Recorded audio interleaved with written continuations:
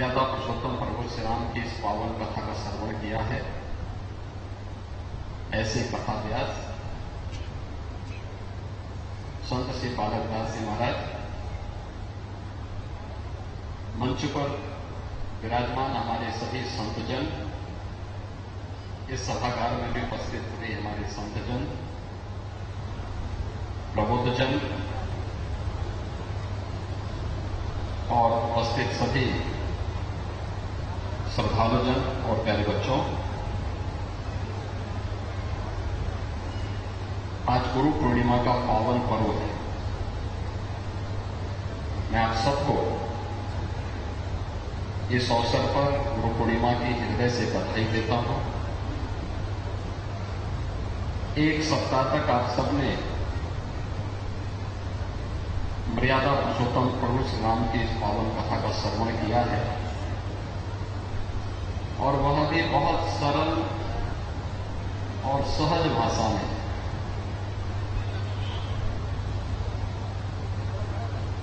संत हृदय बालकदास जी महाराज के श्रीमुख से उनकी कथा आप सबको वर्ष में एक दो बार सुनने का अवसर प्राप्त होता ही है और इस बार गुरु पूर्णिमा के अवसर पर पहली बार श्री राम कथा के आयोजन के साथ उनको जुड़ने का अवसर प्राप्त हुआ। इस कथा के लिए उन्हें भी, आने वाले श्रद्धालुजनों को भी और जो यजमानगण हैं उनको भी मैं हृदय से धन्यवाद देता हूं। हमारी भारतीय संस्कृति कितनी समृद्ध और कितनी प्राचीन है, इसके पर्व और त्योहार ही इसके उदाहरण हैं। अनेक पर्व और त्योहार जो भारत को और सनातन धर्मावलंबियों को उसके इतिहास की किसी न किसी महत्वपूर्ण कड़ी के साथ जोड़ देते हैं। आज वैदिक साहित्य जिस रूप में हम सबको देखने को मिलता है, जिस ऋषि की कृपा से यह सब प्राप्त हुआ, जिन्होंने वेदों को, पुराणों को,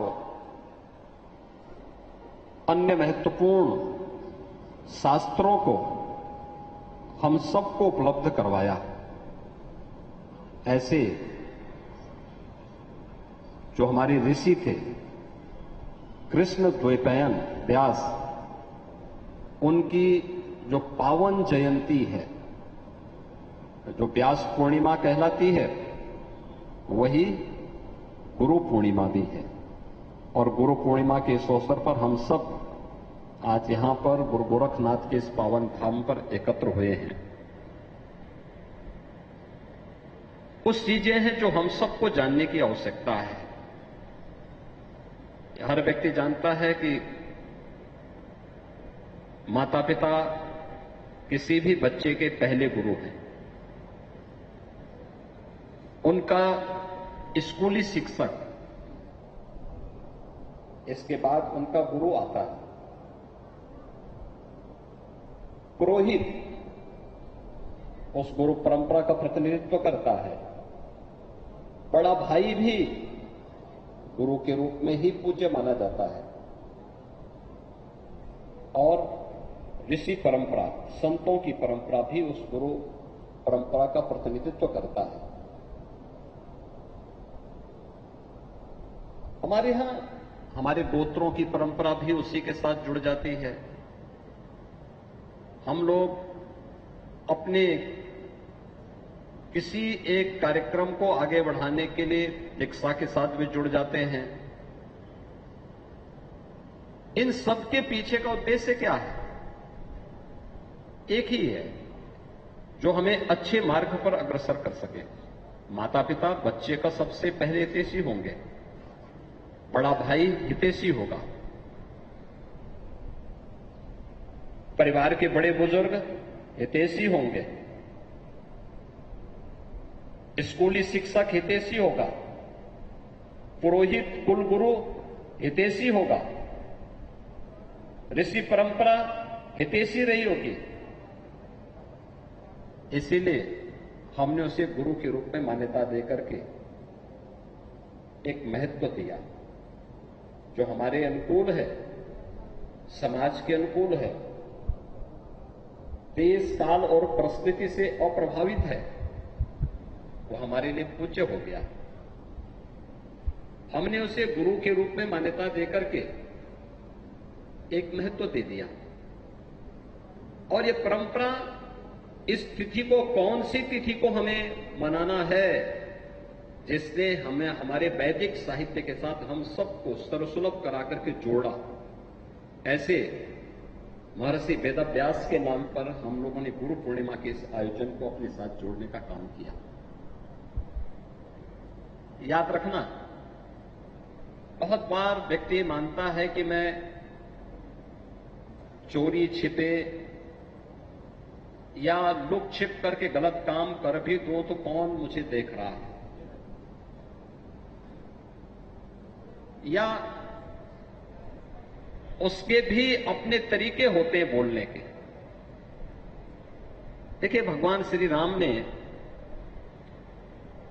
अपने जीवन में मर्यादा को महत्व दिया। हर कार्य की एक लक्ष्मण रेखा उन्होंने तय की। संबंधों का निर्वहन करने का एक जीवन जीने का जो सही तरीका है वह उन्होंने हमें सिखाया।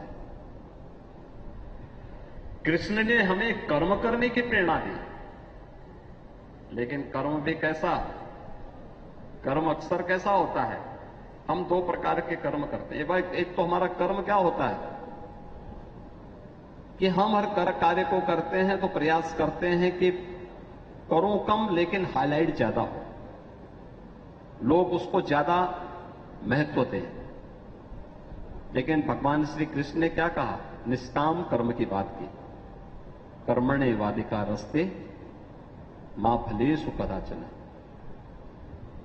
उन्होंने कहा कर्म करिए, फल की चिंता मत करिए। अच्छा कर्म करेंगे, अच्छा फल आपको अवश्य मिल जाएगा। बुरा करेंगे, बुरा भी मिलेगा। और इसलिए शास्त्र हमेशा इस बात को कहता है, हमारी गुरु परंपरा यही कहती है, अवश्य में ही भोक्तव्यम कृते कर्म चराचरम। जैसा कर्म करोगे उसके फल से कभी वंचित नहीं हो पाओगे। अच्छा बनने का प्रयास। जीवन में सच्चा गुरु वही जो सही मार्ग पर आपको ले चलने के लिए प्रेरित कर सके। महत्व इस बात का नहीं कि आपके पास धन धान्य कितना है, महत्व इस बात का नहीं। अगर आप प्राचीन साहित्य पढ़ेंगे, धन धान्य का उसमें उतना महत्व नहीं। समृद्धि अपने प्रयास से, अपनी सार्थक मेहनत से, अपने पुरुषार्थ से,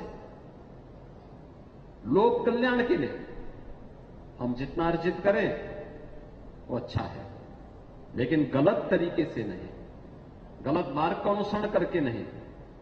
अगर गलत तरीके से हम करते हैं तो उस पाप के कृत्य से हम वंचित नहीं रह पाएंगे।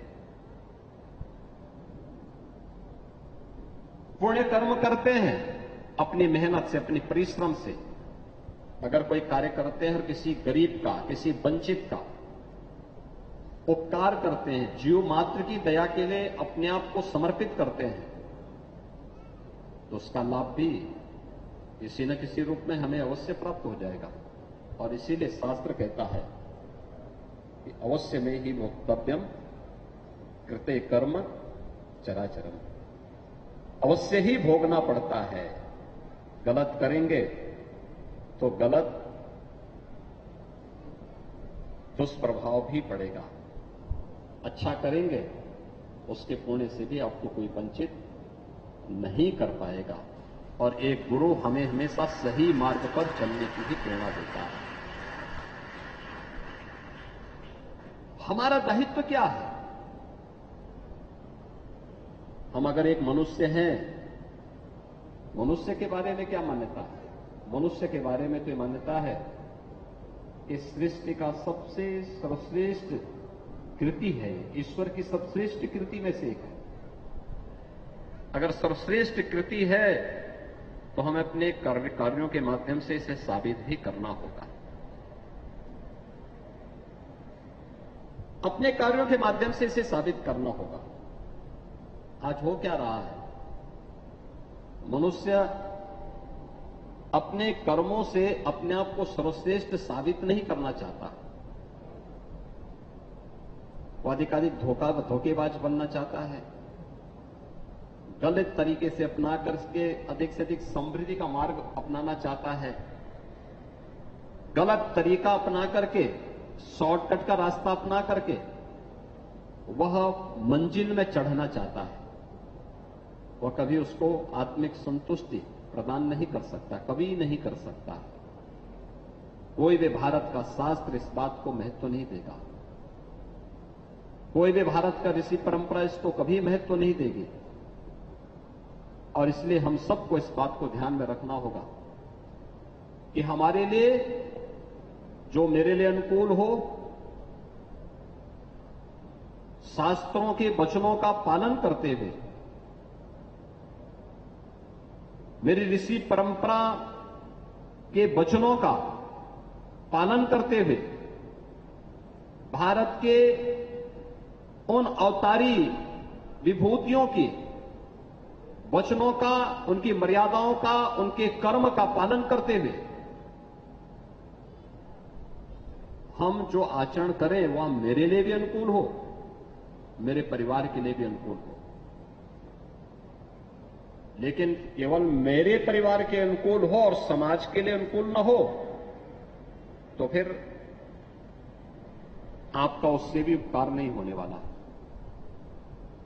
हमारा कोई भी कर्म हो जो समाज के लिए अनुकूल होगा, राष्ट्र के लिए अनुकूल होगा, धर्म के लिए अनुकूल होगा, वह आपके लिए भी अनुकूल अवश्य हो जाएगा। और इसीलिए कोई भी कर्म करें, सनातन धर्म की इतनी लंबी परंपरा, इतनी समृद्ध परंपरा, 5000 वर्ष पहले महर्षि वेदव्यास इस धराधाम पे थे। एक लंबे समय तक उन्होंने उस कालखंड में, उन्होंने उस समय कई पीढ़ियों का प्रतिनिधित्व किया, सभी ग्रंथों को संग्रहित किया, वेदों को, पुराणों को, उनका संग्रह करके उसे लिपिबद्ध करके वर्तमान पीढ़ी के लिए उसे अनुकूल बना दिया। 5000 वर्षों के इस इतिहास को आज गुरु पूर्णिमा के रूप में आप इस आयोजन के साथ जुड़ करके अपनी ऋषि परंपरा के प्रति कृतज्ञता ज्ञापित कर रहे हैं। मैं पूछना चाहता हूं, 5000 का इतिहास दुनिया के अंदर कितने लोगों का है? कितने लोगों के पास 5000 वर्षों का अपना इतिहास है? नहीं है। और यह तो कालखंड है कौन सा? द्वापर और कलयुग की संधि काल है। ये उस संधि काल का समय है जब एक तरफ द्वापर का अवसान होता है, कलयुग का प्रारंभ होता है। महाभारत का एक युद्ध होता है और युद्ध के बाद आज भी आप देखते होंगे, उस समय महर्षि वेदव्यास ने जो अपना अंतिम पुराण रचा, श्रीमद् भागवत महापुराण, आज भी मोक्ष का, मुक्ति का उससे पवित्र ग्रंथ दूसरा नहीं माना गया। हम उसके प्रति कृतज्ञता ज्ञापित कर रहे हैं, अपनी ऋषि परंपरा के प्रति कृतज्ञता ज्ञापित कर रहे हैं, अपनी उस परंपरा के प्रति। भारत की ऋषि परंपरा कभी अपने लिए नहीं थी, लोक कल्याण के लिए, राष्ट्र के कल्याण के लिए। और इसलिए हम सब का भी दायित्व क्या होना चाहिए? मुझे लगता है कोई भी भारत का सनातन धर्मावलंबी नहीं होगा जिसने अपना नाम और अपना गोत्र भारत की ऋषि परंपरा के साथ जोड़ करके न देखा हो। कोई ना कोई ऋषि हमारे साथ जुड़ जाता है। जब हम गोत्रों की बात करते हैं तो जाति भेद अपने आप समाप्त हो जाता है। एक ही गोत्र अलग अलग जाति के लोगों के पास भी, क्योंकि हम ऋषि के साथ जुड़ रहे हैं। वह ऋषि परंपरा हमें जाति भेद में नहीं बांटती, छुआछूत और अस्पृश्यता का भेदभाव हमारे बीच में नहीं करती है। और ऋषि परंपरा हम सबको लोक कल्याण के लिए, राष्ट्र कल्याण के लिए समर्पित करती है। और इसीलिए आज के इस अवसर पर मैं आप सबसे भी यही कहूंगा कि हमारा एक एक कर्म, हमारे जीवन का एक एक क्षण, हमारे जीवन का एक एक पल सनातन धर्म के लिए और अपने देश के लिए, भारत के लिए समर्पित होना चाहिए। अगर हम इस कार्य के साथ जुड़ करके आगे बढ़ते हैं तो सही मायने में हम अपने गुरु परंपरा के प्रति कृतज्ञता ज्ञापित कर रहे हैं। यही गुरु परंपरा के प्रति कृतज्ञता है। किसी भी ऋषि परंपरा ने इन कार्यक्रमों को उसी रूप में आगे बढ़ाया है। याद रखना, जो मैंने यहां पहले भी कहा, अच्छा करेंगे तो अच्छा पुण्य भी आपको, उसका पुण्य भी आपको प्राप्त होगा, कोई उससे वंचित नहीं कर पाएगा। गलत करेंगे उसके पाप से भी कोई आपको वंचित नहीं करेगा। एक छोटी सी कथा आती है ना, दुनिया का सर्वश्रेष्ठ महाकाव्य रचने वाला जो ऋषि हुआ, उनके बारे में पहले कहते हैं कि पूर्व जन्म में उनके जो कर्म थे वो गलत थे। एक जगह उन्होंने कुछ ऋषियों को बंधक बनाया। ऋषियों ने पूछा, हमें क्यों बंधक बनाना चाहते? उन्होंने कहा कि मेरा कर्म है, मेरा कार्य है ये। तो उन्होंने कहा, इससे जो पाप तुम्हें मिलेगा, इस पाप के लिए कौन कौन जिम्मेदार होंगे? उसने कहा, जिनको मैं खिला रहा हूं सबको। ऋषियों ने कहा कि ठीक है, हमें यहां रोक, हम यहां इंतजार कर रहे हैं, जाओ पूछ करके आओ, ये जो लूटपाट तुम करना चाहते हो, कर रहे हो, जो जो तुम्हारे साथ भागीदार बनना चाहते हैं, क्या वे पाप में भागीदार बनना चाहेंगे क्या? ये जो लूट का माल तुम ले जाना चाहते हो, क्या इसके होने वाले पाप के साथ वे भागीदार बनेंगे?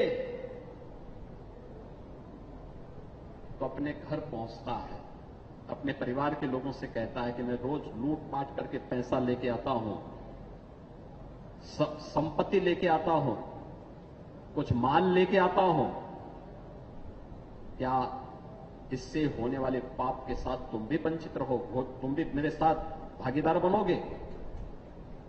तो उनके स्वयं के परिवार के लोगों ने कहा, अरे पाप तुम करोगे, तुम्हारे पाप के साथ हम क्यों भागीदार बनेंगे? तुम लेके आते हो, हम खाते हैं, तुम मेहनत करो, तुम मेहनत करके खिलाओ, हम तेरे साथ हाथ बटाएंगे, लेकिन पाप में हाथ नहीं बटा सकते। और तुम्हारे पाप के लिए तुम जिम्मेदार हो। परिवार के लोग भी तो उसके आगे खुली। वो चला आया वापस, ऋषियों को उसने प्रणाम किया और कहा कि मेरी मुक्ति का मार्ग बताओ। ऋषियों ने मुक्ति का मार्ग बताया। और परिणाम क्या हुआ?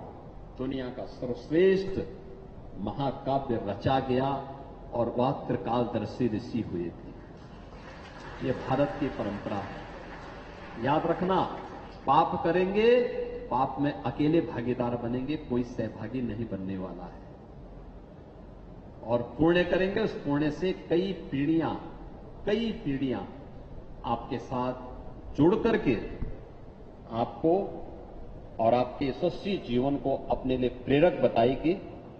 आज के इस अवसर पर, जब गुरु पूर्णिमा के इस पावन पर्व पर आप सब यहां पर उपस्थित हुए हैं, गोरक्षपीठ गुरु परंपरा की पीठ है, गुरु गोरखनाथ से चली हुई परंपरा, और आज उसी परंपरा का निर्वहन करते हुए पीठ निरंतर कार्य कर रही है। लोक कल्याण के लिए, राष्ट्र कल्याण के लिए अपने आप को समर्पित भाव के साथ कार्य कर रही है।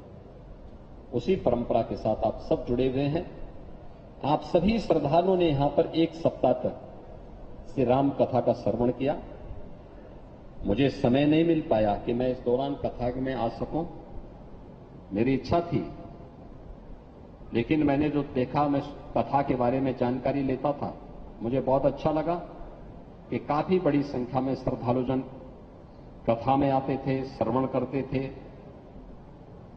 और यहां पर संत हृदय बालक दास जी महाराज की श्रीमुख से श्री राम कथा का सुनने का अवसर आप सबको प्राप्त हुआ है, इस बार हुआ है। इस क्रम निरंतर चलता रहे। जीवन के कुछ पल तो होने चाहिए जब हम लोग गाली गलौज से ऊपर उठ करके, अन्य कार्यों से ऊपर उठ करके भगवान का नाम जप स्मरण कर सकें, और एक कथा के माध्यम से ही संभव हो पाता है। तो कुछ समय, कुछ घंटे अगर हम कथा श्रवण के लिए निकालते हैं तो उससे हमें लाभ ही होने वाला है, नुकसान नहीं होगा। आज सबको मैं आज एक बार फिर से गुरु पूर्णिमा की बधाई देता हूं, अपनी शुभकामनाएं देता हूं। बाबा गोरखनाथ का आशीर्वाद आप सबके साथ है। आप सब अपने जीवन को अपने पुण्य कर्मों के माध्यम से निरंतर आगे बढ़ाएं, इस विश्वास के साथ आप सबकी मेरी शुभकामनाएं।